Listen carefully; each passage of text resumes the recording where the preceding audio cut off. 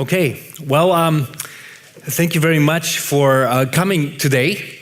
I really appreciate it for you to come out and listen to what we have to say about digital transformation and what we have to say about the next steps of the company, about the product, but also how we can help you. And this is my heart, although I know that marketing doesn't have the highest credibility, especially in the IT and the technical community.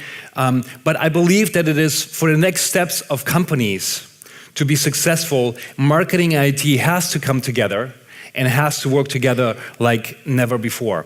And so I would like to talk to you, and some of the things that Brian said actually are a setup for what I want to talk about, but I want to go a little bit more into detail. Here's the title of my talk, but I actually want to start about telling you where I come from. This is the city where I come from. This is Frankfurt am Main.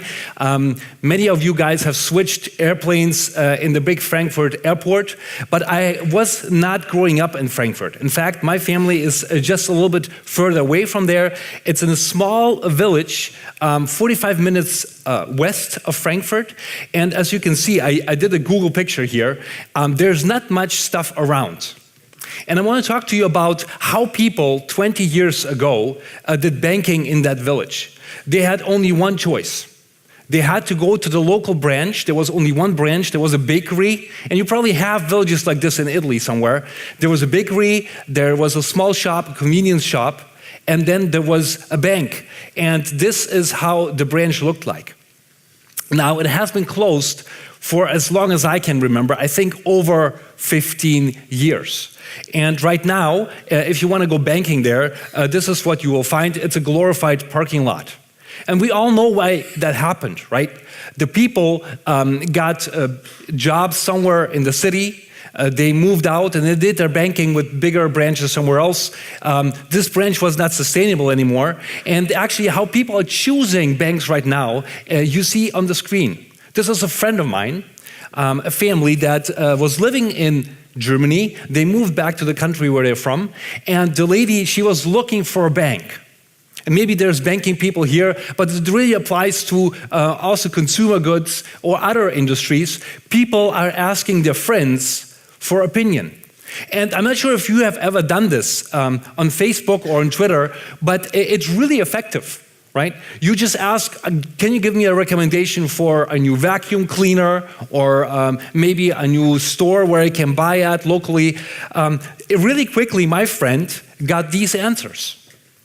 And you don't have to read through this in detail, but just look at the two banks that have been recommended. One is white, with a white background, and all the respect for the brands, I took it out. But that person gave me the permission to put this here. Okay, and so the way the people are asking right now for recommendations is on social media, is over email, is with the Google stuff. And we know that this is let me put it this way, this is normal for us, but it did not used to be normal 20 years ago, right? It used to be that you went and you asked your friends personally, or you went and just tried a bank out with, successful rate or failure or success. But nowadays, it is all digital. And so I want to talk to you about customer experience, just like Brian said, but I want to go into the details, and there's, I think, two ingredients that we as companies need in order to be successful and in order to deliver a good customer experience. And the first one is digital logistics. This is a term that I came up with. This is you will not find this with Gartner, you will not find this with Forrester or anywhere else. And it came from this thought, and it's a little bit philosophical, but bear with me, right? I believe that all of life is logistics with the purpose of transformation. Now, what do I mean? Well, what I mean is, in order to come here, I had to take an airplane, and for that airplane to fly, there was an enormous amount of logistics that needed to be pulled off in order for me to come here, right? There needs to be catering done. You can see right now this Alitalia plane being loaded with yummy food for the plane, right? There needs to be fueled up. There were stewardesses coming. There was an airplane pilot who went through many, many hours of training. And it's the same when we fly, right? There's logistics on the plane happening, and they are crucial in order for us to stay safe. Now, if we think about it, it's not just in our transportation life. It is also logistics in our personal life. This is, I've been told, a very famous children's story. And if you read that children's story, or if people have required reading in the schools about this story, what happens? We are doing logistics. We're teaching our children, right, how to go about life and what kind of values we want them to have about life. And the same thing goes for coffee, right? There's an enormous amount of logistics to get this beautiful cup of coffee. I took this picture in Florence last time, and one of the best coffees I've ever tasted, right? But it was logistics to get it there, to get it to this cup. And it was also logistics, I take it, right, with the purpose of transformation. I come here to learn something new. I read a book to get my feelings transformed or my values transformed, and I drink coffee so I can have more energy and stand up here, right? So everything is logistics for the purpose of transformation. And if we think about digital logistics, and every one of you in this room somehow is involved in digital logistics, for us, just like normal logistics, it needs to be seamless, right? It needs to be going without any problems, and the logistics chain, so to speak, needs to be seamless, and it needs to go on and on and on. Now, what is the challenge for all of us? Right now, and many of you are encountering this if you're in a traditional enterprise, you have data in different systems, and that data is all over the place, right? You have different systems that you did, and here's the thing, and I want you to get this because a lot of the times people look down on this, but it's the result of early digitization. This is a quote from someone who has been around for a while. He has the same last name as me, but we're not related. Right? He lives in Germany, and he is saying this: a lot of enterprises, and some of these enterprises are sitting in this room, they digitized early in the 70s, in the 80s, in the 90s, and now they're choking on these things. It's hard for them because the data and the systems are all over the place, right? And so this is what I would like to submit to you as you work together with your marketing department. And as you look, how can we bring things together to our customers? I would like to introduce the story of this gentleman to you. His name is I.P. Abraham. He leads one of the finest hotels in central London. It's a customer of ours, and it's been some years ago now, but I went to talk to him, right? And I asked him, how do you go about things? And he told me, everyone in our hotel, I'm not sure if this is still the case, but I do believe so it is. Everyone in the hotel, from the maid to the senior executive, he has to log in from one system, everyone logs in, right? And we try to do digital logistics. We try to do things digitally for our customers. And they built this beautiful website, right? It's mobile friendly. And I asked him, how is your success back then? And he said, we've seen a constant increase. Since we've done this, we've seen a constant increase in visitor numbers, and that translates into millions of pounds of revenue. Recently, I was on their site in the summer, and they have a little small cinema in the hotel, about 60, 70 seats, and you could book a private Euro 2016 screening and watch the soccer match right there on screen. But you know what got my attention as a marketing person? And I know you don't care about it so much if you're from the IT field, but for me it was really interesting, these bookmarks down there. And I want you to notice this number, 202 more platforms. And I was like, what? This must be a mistake. So I clicked on it, and sure enough, there were these platforms out there that I could connect and share this information and put this in there. And a lot of them don't apply. A lot of them don't apply to us in the business-to-business world. But what I found is interesting is that they try to make it as seamless as possible for the customer to share this information and to put this out there and to try to do customer service on the spot. And this made me think that great customer experiences are indeed built on seamless digital logistics, right? It doesn't matter if you have different platforms out there, but it will be crucial, just like Brian said, how you connect them. Now, the other point that I believe beyond digital logistics that is important is our imagination. And Muhammad Ali said this: the man or the woman without imagination has no wings. If you want to fly, you need to be first imagine that you actually can do this, and then it will be a good experience. Now, what is the goal here? And the goal in imagination is not just seamless customer experience, that everything goes well in the logistics part, but it's also frictionless, right? Friction is when you put some things together, right? And there's heat or there's rubbing and stuff. And we want to do in our jobs frictionless experiences, obviously. What is the challenge? The challenge is lack of innovation, and the challenge is empathy with customers. And let me give you an example, and not because I want to complain about something, but I know that many of you are actually building these kinds of systems, and they are working on the UX and on the user experience side. And so I want to talk about my digital bank experience. Now, I could have shown you screenshots, but out of respect for the bank, I just drew this down as good as I could. And if you imagine a screen, there's a bank logo there, my banking logo. There's a dashboard when I'm logged in. And then there's Number Central. This is where I see my income, and the things I paid for, etc. And then there's a personal contact with a picture, and then there's news. Let's quickly go through this, okay? So one, I'm very, very satisfied with the banking security. When there's a phishing mail going out, right? Somebody's trying to build a website that tricks me into typing in my numbers. They send me an email, right? And I recognize if this is by HTTPS, etc. I recognize this is really my bank. So they do this really well, right? The dashboard, now it's average. And why is it average? Just like Brian said, right? The people just want to watch their favorite show. And when I log in, I always do 3 or 4 things, not much. But the dashboard for me there, it doesn't change. It stays the same. The whole time for years, it's been staying the same. And I have to click through the same buttons again and again. Now, it takes me only a couple seconds, but if you add that up, it is not such a good experience. Now, there's Number Central.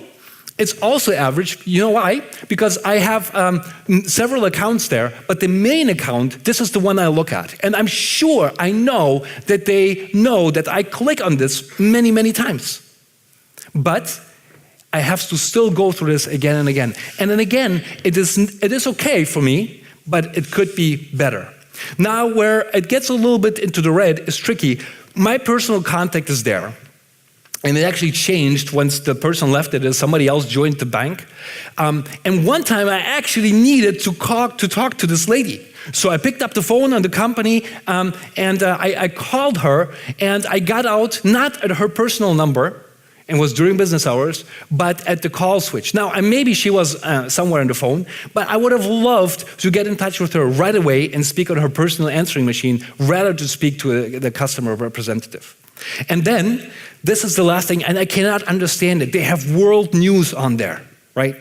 Now, depending on what you see in Number Central, right? If you have money or not, it can be good news or bad news, right?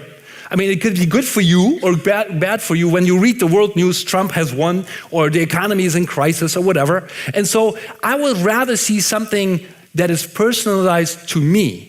Right? And let's say if I have an overly big amount on my cashing account, maybe they can recommend me how to invest it better. And if I have no money, maybe it can offer me a course and actually finance or manage my money better. Why do I tell you this? Because I know that you guys are building these kinds of things. And it doesn't matter if you're at a bank or as a public institution, right? But your customers actually are using this stuff, and they want you to put in imagination as you go about it. Now, here's the thing about customer experience. We had a meeting yesterday with a journalist, and he said, we have to explain to people what it means, what customer experience actually means. And here's what I think it means, right? And this is beautifully said by this analyst, Dr. Tim Walters. He's an American who lives in Germany. He writes about customer experience on his blog all the time. And he says, we own the environment, but we act like we own the effect. And I want to show this to you on something that I've just recently purchased for my family. Actually, my wife and I, we purchased this together. This is a set of chairs. And it really doesn't matter if I buy chairs or if I buy my next car, right? Or if you buy your next bike. Or if you go here to the store, a dictionary store in the center of Milan and buy yourself a nice set of clothes. Or if you book your next vacation. All this applies, it doesn't matter where, also to self-service and government or wherever it is. It starts, a lot of the things start nowadays on your mobile. And you've heard the statistics, you know for yourself that it is important. If you don't have a successful or a good mobile strategy, we encourage you to do and think about that, right? Because a lot of the things start on a mobile, and here's how the story goes. I'm not kidding you, for over a year, my wife and I, we were looking for the right chairs for our living room. And either she liked something and I didn't like it, or I liked it and she doesn't like it. Or we both liked it, but it was just too expensive, right? So finally, we got an email, I got an email, right? And I looked at it and it's like, these chairs I think we can both like. And I took a screenshot, I sent it to her, she was away. And she said, yes, I like them. So I ordered them in a matter of 15 minutes, right? Because I knew this is the chairs that we wanted. And I want to take you really quickly, I drew this up, really quickly through this customer experience or customer journey with these chairs. Now, I want you to know that I'm from Germany, and most of the Germans don't really give 10s, okay? We don't just give the highest mark. So, but it started pretty well. And here's the 7 phases that we went through in this purchase, right? The first one was expectation. We ordered the chairs. Now we would love to have them and sit on them, right? It just got better. When they arrived, the chairs arrived at our place. It was a seamless experience. It was really good. And then something happened. We unpacked the chairs. 6 of the chairs were good, and 2 of the chairs did have a fault. There was something broken with them, and we could not sit on them.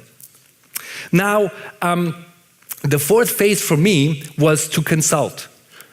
Who do I consult? I consulted my neighbors. I knew that they already ordered from this company, and I asked them, how is their customer service? They said, oh, it's actually really good. Yeah, you can call them, and that's what I did. I called them, and we went through a phase of communication. I told them the chairs are broken, right? And they said, actually, sir, we don't have any more of these chairs. They're all sold out. They're gone. And then I said, well, I would like to negotiate with you. I think I can get these chairs repaired by a professional, but I would like to have a discount on the price. And that's what happened. They accepted my negotiation, and now we're sitting on these chairs and we are evaluating them, right? Now, here's the thing I want you to notice. If you look at my customer experience, where would you rate my customer experience? Right? It's easy to say now that the customer experience was average. But actually, that is not the case. Actually, the case is the following, and this is not just true for me, this is also true for you. You judge your customer experience not by the average, you don't calculate it like this, you judge it by the lowest point. Right? My customer experience with that company, it was not a 10 or a 7.5 or a 9, it was average. Why? Because the lowest point in my journey, right? The lowest point was the revelation where I learned something about the product and it did not deliver on the promise. And therefore it was average. And here's the thing, we think if we build this beautiful website, etc., right? And we trust that on average it will be okay. But if the website is just broken one time for me, the customer, who needs it right now, that will be actually my customer experience. Now, of course, we cannot be perfect in our organizations, right? But what I'm trying to say is that if we don't have the imagination and if we don't think, how does this actually work? And how is this perceived? And how is this being looked at by the customer? Then we are missing a very, very big point.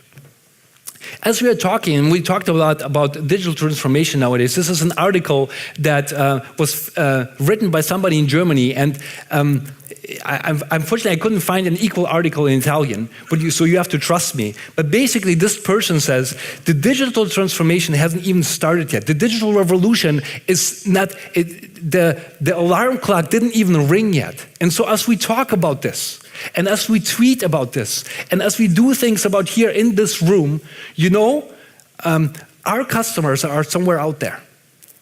And they might not be well versed in all the good buzzwords that we have.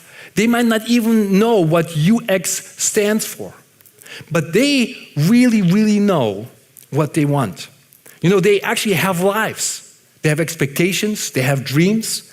And I was thinking what to do at the next slide. And I would like you to meet my son. This is my second son, Elliot. He is a future customer of yours. And maybe not in Italy, but maybe your company has a branch somewhere else. And he is right now, he's 10 years old. Right now he has, one time he calculated, he has over 1,000 euros worth of Legos in his room, right? Sometime soon, he's going to be up for a smartphone, so he's going to be evaluating a smartphone. You know, recently I discovered that the whole time he did not like Parmesan cheese. Now he likes Parmesan cheese. And my life has just become more expensive, right? And all these things, you know, he is developing into this future customer. But I want you to look into his eyes because I think this is such a great picture. He has dreams and expectations and needs. And if you are not willing to imagine and look into the eyes of the customer, I think then you will not be able to deliver a good customer experience. Therefore, seamless digital logistics and brave imagination of the customer's needs, I believe these are two ingredients to go forward no matter in which industry you are in. Now, I want to finish with this question. Where do we go from here? I know that you guys are heavy into technology. I know that you guys have already strategies for mobile and probably a roadmap for your products and all that stuff. But I know that it is not only about the technology. And so in the last 2 minutes, I want to talk about this. I want to talk about 3 things where I think you could start. The first one is, please always start with the why. Why are you building this new project? Why are you going this path direction? Why are you doing this, right? Of course, it's about customer experience, and of course, it is about more revenue. But I want you to go about the projects. Don't miss this. I want you to go into the projects with vision and purpose. What does that mean? I think this quote puts it really, really well. This lady, she's not alive anymore, but when she was born blind and deaf, right? And she accomplished amazing things in her lifetime. Her name is Helen Keller. You can read up on her in Wikipedia. Truly amazing life. And she said the only thing worse than being blind is having sight but having no vision. And what she means is to have the heart in whatever you do. The second thing I would like you to think about is to integrate digital and analog. We think about digital a lot, but sometimes we forget the analog part of the business. I love this quote, and maybe you've heard this already, even for myself, because I quote it so often. This is the chairman of Ritz-Carlton Hotels, and he says, every employee at the Ritz-Carlton Hotel, right, it doesn't matter if it's the maid or a senior executive, they have a budget of $2,000 to make things right, so something went wrong, right, and for the customer, or to just delight the customer every day. And he says, you know, of course this is true, but it's not about the money. It's about the analog attitude. It's about the attitude about serving the customer and doing it well. So whatever you can, try to integrate that as well. And the third one that I want to talk about is bring your energy. Bring your energy to your projects. Now I know it is easy for me to talk about this on the stage, but you guys are up to amazing challenges. I know you have a budget. You have a boss, right? A good one or a bad one or whatever, right? But you have a personal life that you bring into your job as well, of course. And so here's the last thing that I want to finish with. And this is the story, right? It's been told by this gentleman, and Booker T. Washington. He was a civil rights activist in the United States, and he tells the following story. There was a ship at sea. And they were traveling for a long time, and they ran out of fresh drinking water. So they had no more water there, and they were very thirsty and on the brink of dying of thirst. And so they saw land, and then they saw another ship, and they said, "Please give us some water." And the people in the other ship, they said, "Just throw down your bucket where you are, overboard." And they said, "Well, we've been out in the ocean. Everything is salt water. You cannot drink this." Right? And the people said again, to throw down your bucket. And so they threw down the bucket, they bring it up, And in that bucket was perfectly fresh drinking water. And there was an in-stream coming from the Amazon River with fresh water. And in that point in time, right there, they got the energy and then they got life support that they needed. And I do not know in which situation you are, but Booker T. Washington said in a very difficult situation, he said, cast down your bucket where you are. The best thing that you can bring to your project and to your team is your energy.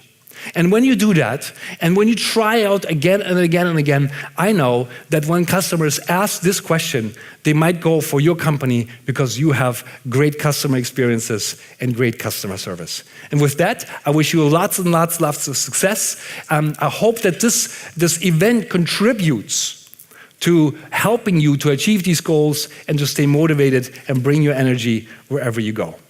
Thank you.